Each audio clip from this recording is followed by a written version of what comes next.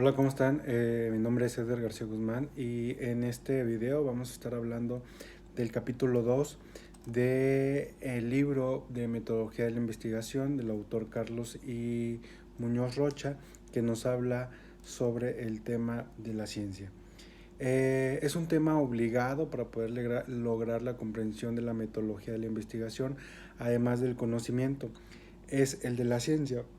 Perdón, hablar de la ciencia es incursionar en un campo discutido ampliamente eh, por especialistas de todas las áreas del saber. Actualmente, pues ciencia significa fiabilidad, seguridad, certidumbre, conocimiento comprobado, que es el dogmatismo de nuestra era. Si deseamos que algo se tome con seriedad y se acepte con seguridad y certeza, basta agregar el calificativo científico. La ciencia es el resultado del devenir histórico, es decir, es un producto humano que representa el cúmulo de experiencias unidas en nuestra historia. Esto es que la historia la hace el ser humano y no es otra cosa que pues la ciencia es parte de nuestro conocimiento, es parte del ser humano. Desde este punto de vista etimológico, la ciencia proviene del griego, que significa eh, eh, del sire, que denotar o saber, es decir, que la ciencia es el saber por excelencia, saber que pretende explicar los sucesos, fenómenos o realidades. La ciencia ha sido preocupación de los pensadores. Ya en la filosofía griega se hablaba de la actividad científica como un esfuerzo del pensamiento humano en su pretensión de explicar y entender lo que es la realidad de manera clara y precisa, esto es con la validez más o menos permanente. Y pues tiene varios conceptos o varias acepciones, entre ellas un concepto sociológico, de filosófico, entre otros que vamos a ir desglosando uno por uno. ¿Cuál es el concepto sociológico de lo que es la ciencia? Nadie duda que es una creación humana y que es un producto social de un pueblo en específico o de la humanidad. Gracias a ella el hombre puede sobrevivir y dominar y modificar lo que es un medio para poder facilitar y hacer más placentera lo que es su existencia. En este sentido, podemos afirmar que la ciencia puede entenderse como un conjunto de saberes originarios en la práctica social, válidos y comprobados de la misma sociedad, bajo cierta técnica que nos dan como resultado algo que ya decíamos que es verídico y confiable. Ahora tenemos un concepto filosófico y filosóficamente corresponde a la ciencia encontrar lo que es la verdadera causa de las cosas, de la causa inmediata, digámoslo así, de estudiar objetivamente lo que es la realidad, penetrando en su estructura y en el ser de los objetos, lo cual implica una tarea sistemática y metodológica. Podemos afirmar que la separación entre la filosofía y la ciencia se produce paulatinamente, reservándose la ciencia el descubrimiento y el estudio de las relaciones que se dan entre los hechos o fenómenos singulares, para integrarlos en las leyes más amplias, de tal manera que a medida que las relaciones descubiertas son más generales, las ciencias ofrecen explicaciones últimas y se aproximan a lo que es la filosofía. Cuando las explicaciones filosóficas pierden generalidad, aparecen las ciencias particulares que se ocupan de hechos o fenómenos más específicos y con explicaciones más profundas o con cierto grado de generalidad, que no pretenden una concepción totalizadora de la realidad, cuestión que en todo caso pertenece a la filosofía. Y luego tenemos otras acepciones de lo que es la ciencia, que son importantes mencionar para poder descifrar lo que es nuestro tema de la ciencia. Y el autor Ender Edge nos decía que la ciencia es el conjunto de conocimientos racionales, ciertos o probables, obtenidos metodológicamente, sistematizados y verificados, que hacen referencia a objetos de la misma naturaleza. Por su parte, otro autor, Alfredo Tecla y Alberto Garza, señalan que la ciencia es una estructura, un sistema de teorías, principios y leyes y categorías que observan tres niveles que son el técnico, el metodológico y el teórico. Otro autor llamado Stewart Richards agrega que la ciencia estudia aquellos aspectos que nuestro conocimiento del mundo externo sobre los que se puede haber un consenso universal, a menos en principio. Casi todos estos autores que hemos estado mencionando coinciden en señalar con unas o otras palabras que la ciencia pues es un conocimiento objetivo, probado, donde los sentimientos y emociones e imaginaciones personales no dan cabida o no, pues no caben, vaya, dentro de lo que es la ciencia, porque la ciencia se basa en las realidades, la ciencia les son indispensables lo que son las realidades singulares que en vez de estudiar, que una vez estudiadas le permiten descubrir las relaciones que pueden ser resumidas y enunciadas generalmente explicativas. Ahora vamos a ver lo que es la estructura de la ciencia. La ciencia, al igual que el conocimiento, consta de ciertos elementos que son necesarios e indispensables para su existencia. Para llevarse a cabo la práctica científica requiere, como es obvio, el sujeto pensante capaz de realizar intelecciones científicas. La ciencia es, ante todo, un ejercicio de pensamiento humano que hace que la ciencia sea una actividad científica. Es necesario contar con un contexto racional, simple o complejo, que nos permite explicar en una forma integral la realidad de un objeto, papel que le corresponde a la teoría. Por lo tanto, los elementos estructurales de la ciencia son el objeto, el método y la teoría, que ahorita vamos a ir explicando y desglosando cada uno de ellos. Para empezar, vamos a desglosar lo que es el objeto. El objeto es uno de los elementos de la ciencia,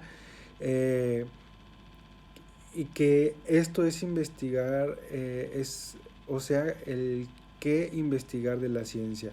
Se encuentra integrado por la realidad entendida, como lo hemos dicho, en cualquiera de sus significados existenciales.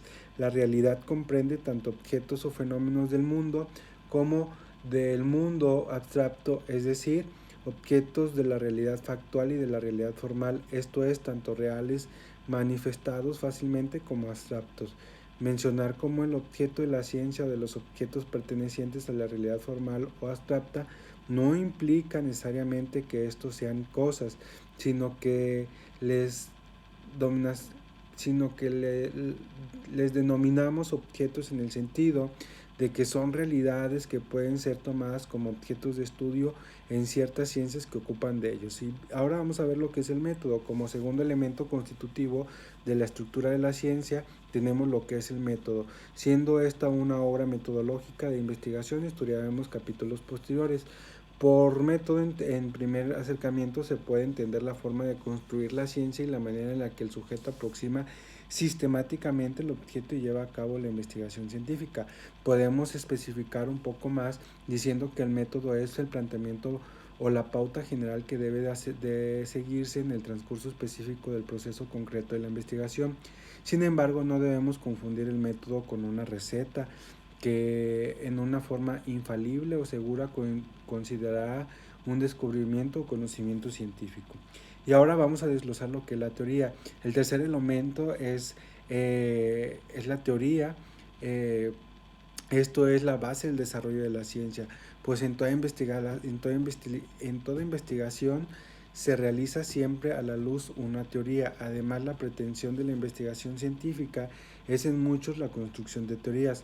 La teoría, dicen los expertos, que es la espina dorsal de la ciencia, pues interconecta leyes que dan explicaciones parciales o particulares de la realidad, y esto significa que las leyes explican la realidad de manera fragmentada, mientras que la teoría la explica integralmente.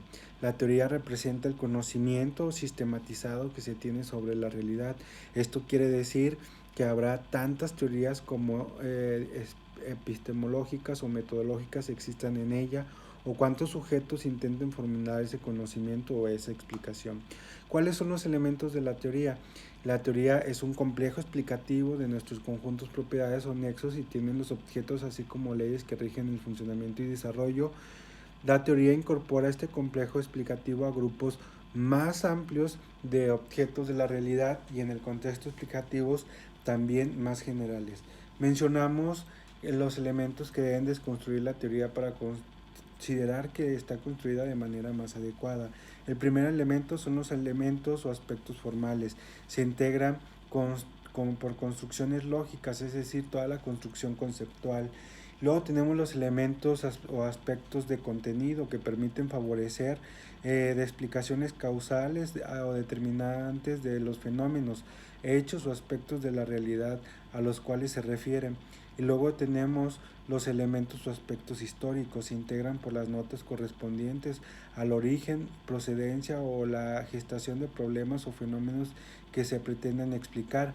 Y luego tenemos lo que son las funciones de la teoría, mediante los elementos que le integran una serie de funciones, y podemos destacar primero identificar y caracterizar los hechos, permitir definir los hechos con comprensión para hacer una caracterización de ellos y distinguirlos de los hechos o fenómenos, luego clasificar estos fenómenos que permite identificar similitudes y diferencias entre ellos, dividir los hechos, facilita comprenderlos a través de la descomposición de sus elementos.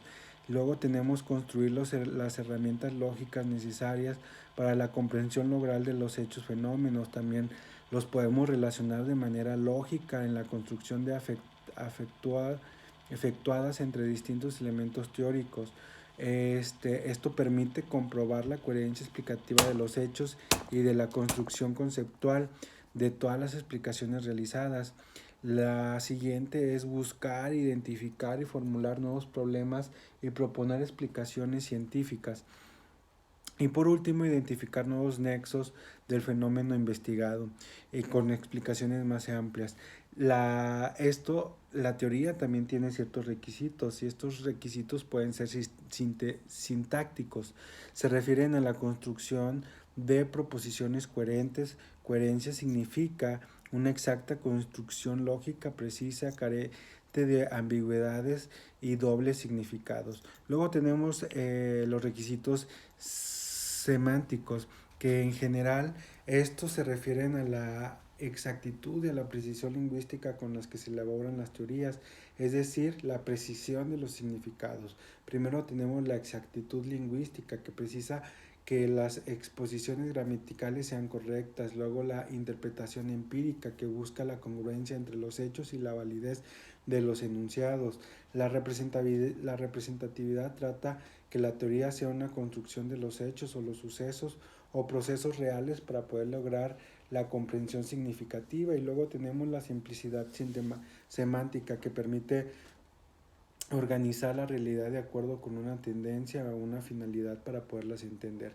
Luego tenemos los requisitos epistemológicos, que este grupo se refiere a los requisitos que se refieren a la consistencia de la teoría con conocimiento de existencia, y para eso tenemos la consistencia externa, la capacidad explicativa, la capacidad predictiva, la profundidad, la capacidad unificadora, la fecundidad, la originalidad. Los requisitos metodológicos. Estos requisitos se enfocan al diseño del proceso de investigación y principalmente a la contracción, reusabilidad, así como el diseño de técnicas y medios para la contractación. Y luego tenemos los requisitos filosóficos. Podemos afirmar que estos requisitos ha de cuidar el equilibrio entre los niveles de los cuales se refiere, es decir, acorde a los principios y postulados. Tenemos también la clasificación de la ciencia. Las ciencias pueden ser fácticas, que en este primer grupo de ciencias asociamos aquellas que tienen un común, que los objetos estudiados o los problemas planteados son hechos, sucesos, acontecimientos, fenómenos o realidades que se manifiestan fácticamente o pertenecen en la realidad actual. Luego después tenemos las ciencias naturales. Este grupo de ciencias estudian objetos, sucesos, acontecimientos, fenómenos o manifestaciones de la realidad, en cuya realización no media la intervención humana, sino que se presentan por la solo acción de las leyes de la naturaleza. Después tenemos las ciencias históricas o sociales. Estas ciencias estudian los objetos, manifestaciones o fenómenos de la realidad histórico-social, es decir, en cuya realización interviene el hombre. Tenemos las ciencias formales, que es este grupo, encontramos ciencias cuyo objeto es el estudio de la realidad abstracta o inmaterial, como los conceptos, los axiomas, principios y demás creaciones intelectuales que no son caprichos ni subjetivas, sino producto de procesos racionales del hombre. También tenemos una clasificación de acuerdo al método, y la clasificación la agrupamos de la ciencia según los métodos lógicos de obtención del conocimiento, por inducción o por deducción. ¿Qué es por inducción? El método lógico que procede a lo particular a lo general, es decir, a la realización de la observación de casos particulares que descubre las relaciones de validez en general. La deducción es el método que representa el proceso interno, es decir, procede de lo general o lo particular. Y tenemos las ciencias inductivas, que son aquellas que predominan procesos lógicos que parten del análisis de los casos particulares para llegar a lo general, lo que significa que no se utilizan en la deducción, sino que predominan en la inducción. Y tenemos las ciencias deductivas, en oposición a las anteriores. Entre las ciencias agrupamos aquellas las cuales predominan la deducción, es decir, procedimientos que parten de lo general para arribar a lo particular.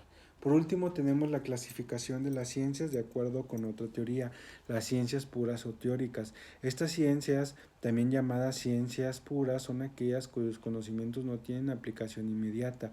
Y por último, tenemos las ciencias prácticas o aplicables, también llamados contrario sensu, que en este grupo se encuentran ciencias cuyos descubrimientos, conocimientos tienen aplicación inmediata.